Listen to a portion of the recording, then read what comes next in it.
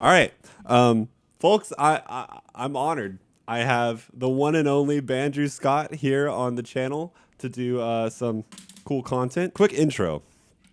This is going to be a little serious for a moment. I have never met another creator that is as supportive of small creators as the man in this video right now. He told me to record this ahead of time or record this at another point, but I'm doing this with him having to watch this at this current moment. This is something that you guys might not know about because it doesn't really pertain to the viewer. It pertains to creators. But Bandrew found my channel. I must have had 200 or 250 subscribers. And he took the time to comment. He took the time to list my channel on his website as a source. He took time to put my channel in his as a recommended channel. And it's just very rare for a large content creator to do that for such a small creator. And he really deserves props for that. So beyond just being a great person to reference for audio and to learn about whatever you're going to buy next, he's genuinely a great supporter of the community and for small creators. And he deserves a metaphorical or silent round of applause for that. Well, gosh, I don't know how to respond to that. If you make good content, people deserve to see it, and it helps people. It helps people learn more about audio and make more well-informed decisions. So I'm happy to do it. Just keep on making awesome content. Also, side note, before we start, I wanted to save this for when we were recording. The first time you commented on one of my videos, dude, I thought I pissed you off so much. No, so I was watching that video, came up in my recommendations the other week, and I was like, oh yeah, I came across kind of like a dick there, like very straight, and I could understand why you would think that. Here's why I did it, because people want this, and that's why I did it. So I could see why you would think that. The thing was, I had no frame of reference for what I was doing at the time. I had less than 100 subs when I made that video, I'm pretty sure. So I didn't know that it would have any sort of reach. And to be fair, I think you just are pretty invested in this community, and it showed up maybe on your recommendations or something. But so for people who don't know, I had a clip of Bandrew in my video.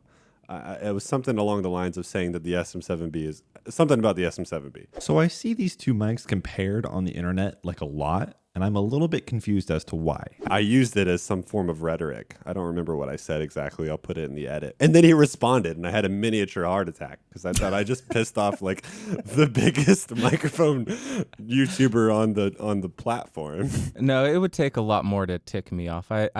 When you upload to YouTube, you need to develop a pretty thick skin. Oh yeah, I know. So, yeah.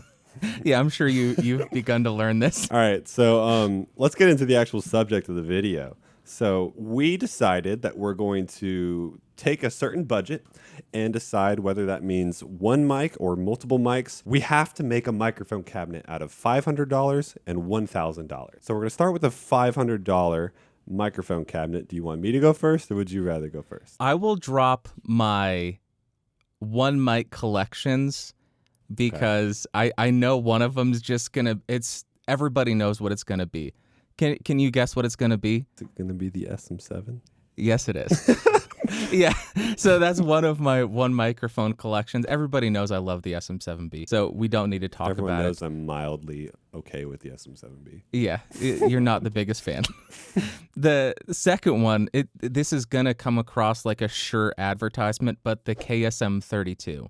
That's a $500 cardioid-only condenser microphone, and they sprinkle unicorn farts on that thing because it is so incredibly smooth. It's got something special on there. So if I was buying one mic in that budget, that might be it. I remember in studio, we used KSM32, but we exclusively used it for the underside of a snare. It sounded really good, but that was the only time we ever used it. Yeah. Is the underside of the snare particularly harsh? It's really bright. Okay. Is that good or bad? I don't know. I don't have that much literacy in that microphone. I'm not sure. That the KSM32, I just know it's incredibly smooth, and I've just loved it on my voice. And a lot of VO people, it's a little bit of a secret weapon for them. Nice. I'm going to give my full microphone cabinet for under $500. You can give me a reaction to this. There was one microphone I was really not confident in with this because I didn't know what to pick, and I just decided to pick one. One of them. Well, okay, hold on. You said you know mine. You said you think you know. I think that two of ours will be the same. I Okay. think that our mic cabinets will have two crossovers. Would you mind guessing what you think? Mine Yeah. is? So I think you're gonna pick the Rode NT1, Okay. the SM57, Mm-hmm. You don't and know the then other I one. I don't know what the other ones would be. Okay, so you only got one right. I didn't pick the NT1. Okay. So I had to make a choice. I figure if you're working within the $500 range, you're working in an environment much like mine, as is kind of like the point of the channel. It doesn't have much acoustic treatment. So I chose to like prioritize dynamic microphones. And I also said to myself, I wanted something that I could mic a drum kit with. I wanted something that I could do stereo acoustic guitar with. I wanted something that I could use a guitar cab, both a condenser and a dynamic on. I also wanted something for voiceover. So I decided, yes, I do want an SM57. I would use that for the snare drum on the mic. I would use that as a voiceover if I wanted to, although I have another microphone for that. And I would use that for the close miking of a guitar cab. The second mic I chose was the RE320, not the RE20. Really? Yeah. Okay. What's the thought process there? Well, to be fair, I actually haven't tried the RE320. So I'm Okay. working from theoretical knowledge that it is a similar microphone to the RE20, just with parts built overseas. Okay. You smiled. Do you not think that's true? I think the tonality is incredibly different. Really? Yeah, it so? is significantly brighter. Significantly Oh. brighter, and it makes the RE20 sound like the SM7B in terms of smoothness. Is it? I thought it was the same parts, just somewhere in Asia. Is that not true? If it's just the change in manufacturing location, then manufacturing location has a massive impact on the sound. It's a massive but- impact from 5K to 10K. Yeah, like it's quite a different sound. But I mean, if you're looking to mic up drums as a kick drum mic, it has a kick Right. drum switch on it. Oh, So sweet. yeah, Cool. so I think the 320 might be a great choice. You got your snare mic, got your kick mic, and then I'm guessing some SDCs or something for overheads. I almost chose SDCs. I was going to choose the P170, but it was a little dark for my taste, and I wanted something that I also could use as an acoustic mic and as kind of an ambient mic to a guitar cab. So this is the least confident part of this budget. I'm not sure what to choose. It was between the MXL 990 and the AT 2020.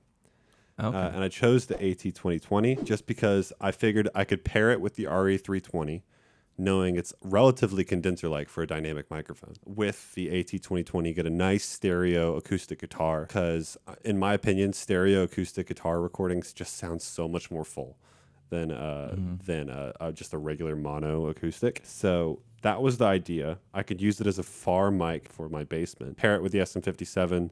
I would use the RE320 for a voiceover. Yeah, so it's kind of a supporting role, not a huge player in this kind of mic cab. But yeah, that's what I chose. So I guess this is a tangent, but what is your preferred stereo miking technique for acoustic? I tend to do an AB pair rather than XY. I'll do one microphone that is at the 12th fret, 45 degrees towards the sound hole. And then I have another mic that's towards the edge of the tailor. So like kind of like if you're looking on your screen, like right here, Okay. pointed towards the sound hole, another 45 degree. And then I'll just adjust phase in Ableton or Pro Tools. Okay. Yeah. Cool. I think that usually gives a more nuanced tone because the one that's towards the edge of the acoustic, and for viewers, I'll put this in the edit, it's darker, and then one of them is brighter. So in my setup I use now, I use the 102 for the darker tone, and I use now a 440 rather than the NT1 for the brighter tone. Yeah, the Lewitt 440 is very bright, so it captures all that sparkle on the strings. Yeah.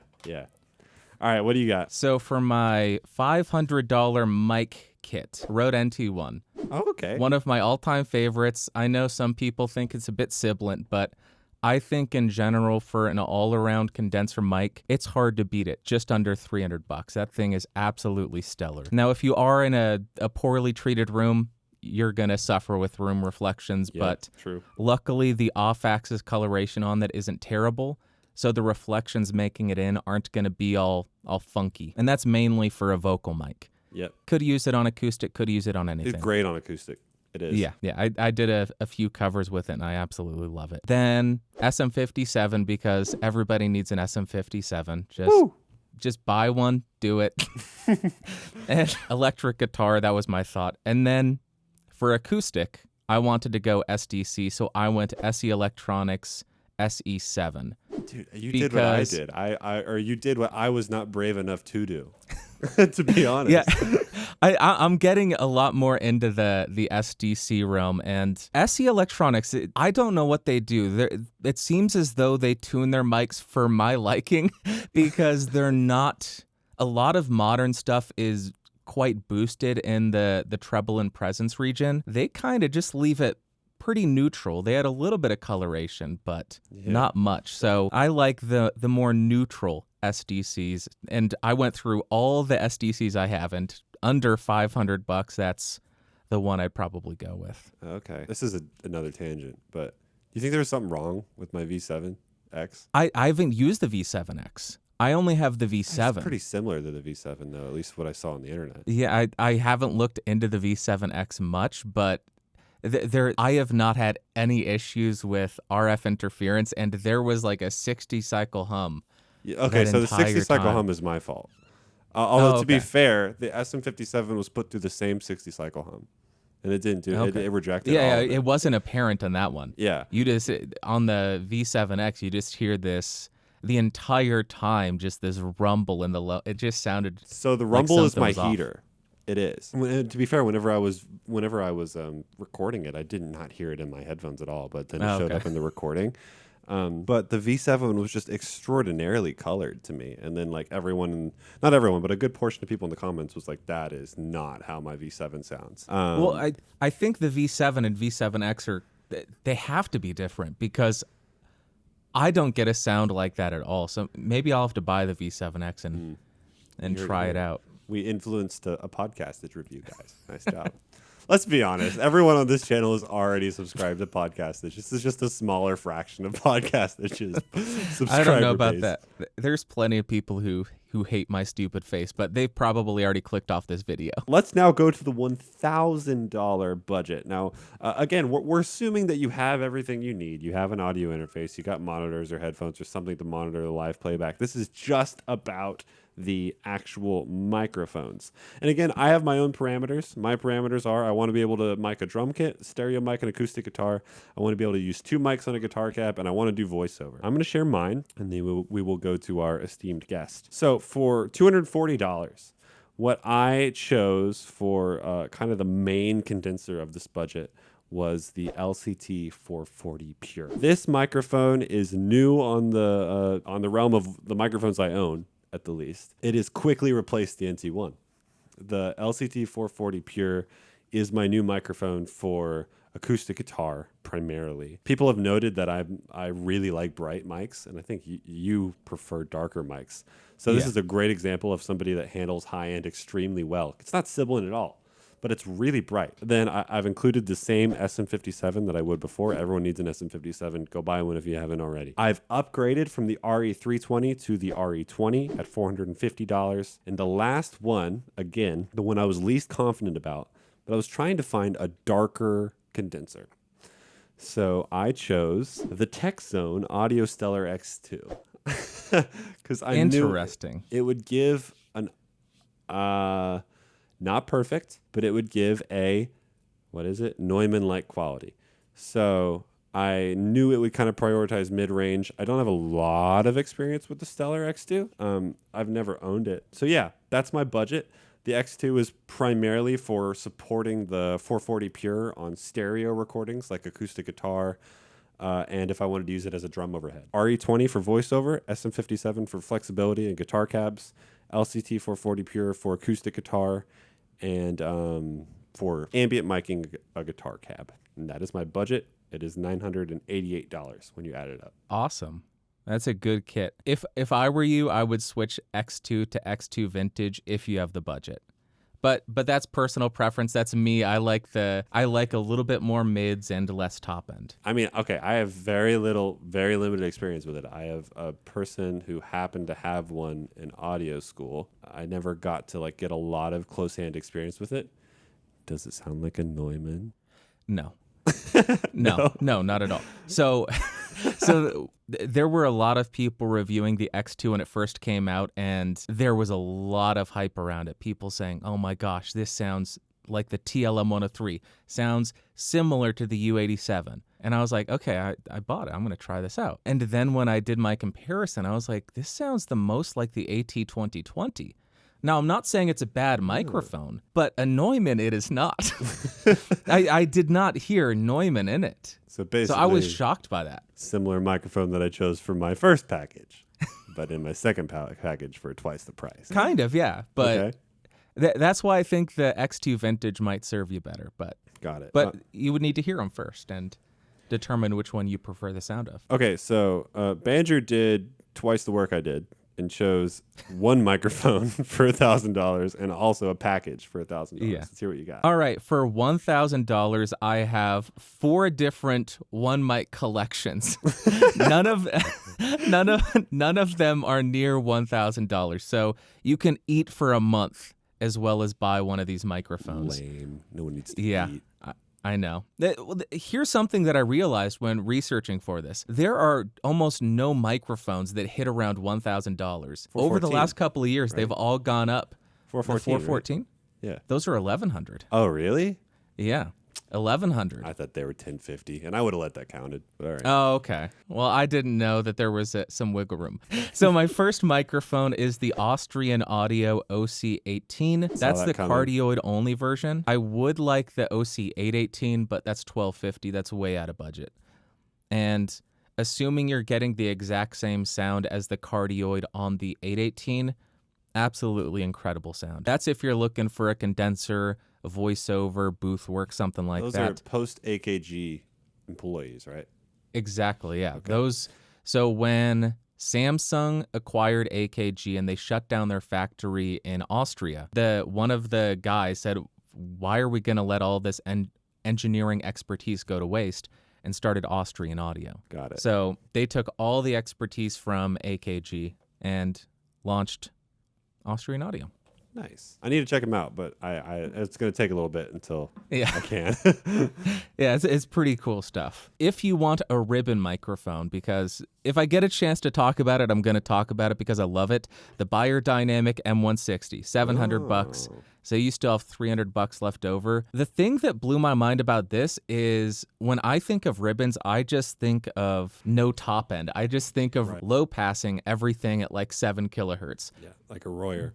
Yeah. This doesn't sound like that. It has the smoothness of a ribbon, but it extends into the treble and air extremely well. I recorded a poor cover of a Vandal song on my music channel, and I just used that on the electric guitar.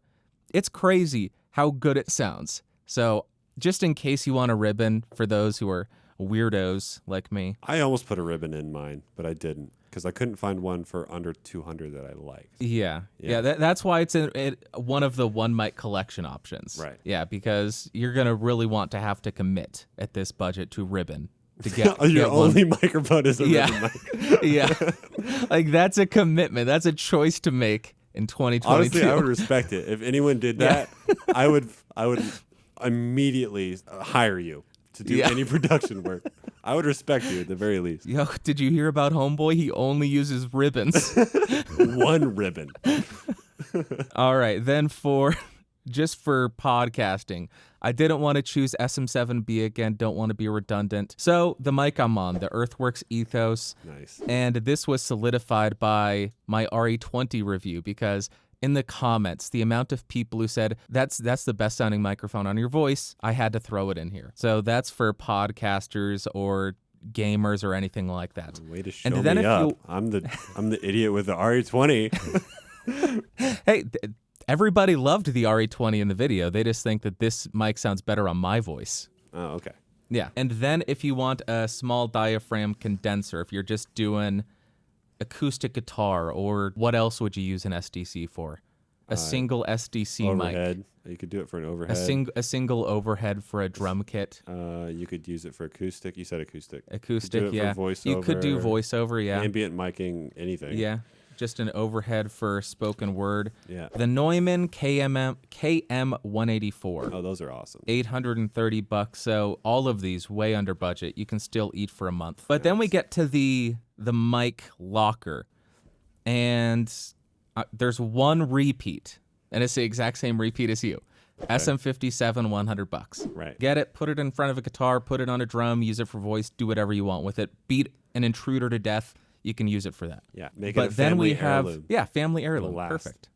Yeah. First is the condenser microphone, and I didn't want to go KSM32 again. I wanted something that was versatile. So I pulled the SE Electronics SE4400A. That's like a 414 style microphone, so it has 3 polar patterns, very similar shape to the 414. That thing sounds bonkers on voice, sounds great on acoustic, sounds great on guitar, just all around a workhorse. It is a bit darker compared to a lot of the AKG stuff. It doesn't have that same shimmer to it. It's much more neutral sounding or boring sounding to a lot of people, but that's $580. Then no experience with that mic, but it sounds cool. Yeah, I highly recommend checking out some more SE stuff because I understand why if you wouldn't want to based on your experience with the 7X because that's the thing. I didn't dislike it. I know a lot of people in the decisions and the comments were either that's not how a V7 is supposed to sound, or of course, you would pick the SM57, but if you watch the review, I liked it, even with the faults. I'm definitely down to look at more of them. It's just SE Electronics is typically a budget company, and if I'm working in a budget class, I'm usually just gonna pick a Shure mic. You know? Yeah, they're tried and true. Yeah. SE is a new kid on the block. You don't know if they're still going to be functioning 50 years from now, if the mics are still going to be working. There are people who have been using 57s 30, 40 years. Right. They're still functioning like day one, so I get it. Then I needed to pick some small diaphragm condensers. I wanted to be able to do stereo SDCs, so I went Rode M5 bundle. $200 for 2 small diaphragm condensers. I think it must have the mounting bar for it. So $200, SDCs, acoustics, overheads, room mics, whatever you want to use them for. And then SE Electronics V7, just because I had an extra $120 and I couldn't think of anything. There's no $120 ribbons I would throw in there. So I figured throw that in there. Have more mics for your budget, right? How many do you have? I have 4. I have 4. Oh, you do? Okay. Well, 5 if you count the M5 bundle as 2, but 4 mics. Okay, so that's better. I'm surprised at your abundance of small diaphragms, to be completely honest. Yeah, I made a whole video about how small diaphragms are more accurate, and they are, to be quite honest, completely undervalued. But I am 100% an offender of undervaluing them. So, I am too. I have over the last 2 years. I have a bunch of them right here. I have purchased as many SDCs as I possibly can to get as acclimated as I can with them and start to review them. So I have Neumann, Sennheisers, Octavas, Rhodes, Beyers, SEs, so I could really get acclimated to them before I start reviewing them. So I'm going to eventually start doing that. I'm slow to get around to it. Nice. But they sound great. I really enjoy them on acoustic instruments and on electric guitar. It's crazy how well, which one did I use? I think I used the LCT 140 Air. And I was surprised at how well it worked on electric guitar because you never really hear about that, do you? SDCs on electric? Not really, no. Are you putting it at a distance or is it right up to the cab? No, it was 3 to 4 inches away. Wow. It was pretty close mic. I never used, for me, I used to be the NC1, but now it's the 102. TLM 102, I love on guitar, but I always put it at a distance because I thought when it got too close, it got like, this is obviously large diaphragm condensers, it got too harsh for me. That didn't happen, no? Not terribly. I mean, it's not the smoothest thing, especially with $100 SDC. You're not going to have a buttery smooth top end, but I'm also working with a very limited space because I have an ISO cab which has like cool. 6 inches of miking space in it because you got to get the cable in there as well. So Yeah, that'd be cool to check out at some point. I have my basement, but it's got a broken tube at the moment. I'll be releasing a video eventually soon that has a guitar in it. It's so noisy because I have got a broken tube, but eventually we got to check out the ISO cab. That is a cool thing. yeah, it's really helpful because I got some noise complaints and I was really? thinking, oh, heck, I'm not going to be able to do my guitar tests anymore. And then I searched around and found some were pre-built, and then I found one company, Box of Doom. Yeah. And I spoke to Sylvester, and he was willing to make a mod to the stock one so I could have a USB pass through so I could test USB mics on it. Because nobody else is going to want that. Like, it's for touring musicians, so they can have mics. They just roll this out, plug in the XLR thing, and then just run it into the PA. So what volume are you normally doing it at? Not very loud. So okay. I'm running 4 watt on my Rev G20, and my volume is maybe a quarter of the way up. Quarter way up on a 4 watt. Wow. Yeah. Okay. So not very loud. That's probably about the same volume I'm doing. I'm doing it in an apartment complex in New York City, though. So Yeah. I don't know. You got a noise complaint on that? Well, I was using a Marshall DSL-15 before, and I had an orange 112 on top of a bookshelf, so it's probably vibrating, and I don't know. Got it. But yeah, I got noise complaints for that. All right. Well, we're getting off topic again, folks. That's all the content that we've created on this video. Everyone, if you're not already subscribed to Podcastage, what are you doing? It's literally just this channel with so many more videos. And If you are not subscribed to AudioHaze, what are you doing? What are If you you're doing? watching this, what are you doing? Click that subscribe button right now. It's just over there. Right there. Bandrew, thank you so much for coming and taking your time. As I mentioned before, there is not a more supportive creator out there for small creators than Bandrew Scott of Podcastage. You guys don't realize that because you're not in this position, but it is incredibly appreciative. Well, thank you very much for having me, Ricky. It's always fun to chat, and yeah, subscribe already. You haven't subscribed yet, you dummy. I shouldn't have called you a dummy. Yeah. You're wonderful. You'd be better though if you subscribed. I thought you were talking to me. No, the audience who hadn't subscribed yet. Okay, goodbye everyone. Here's the outro music. All right.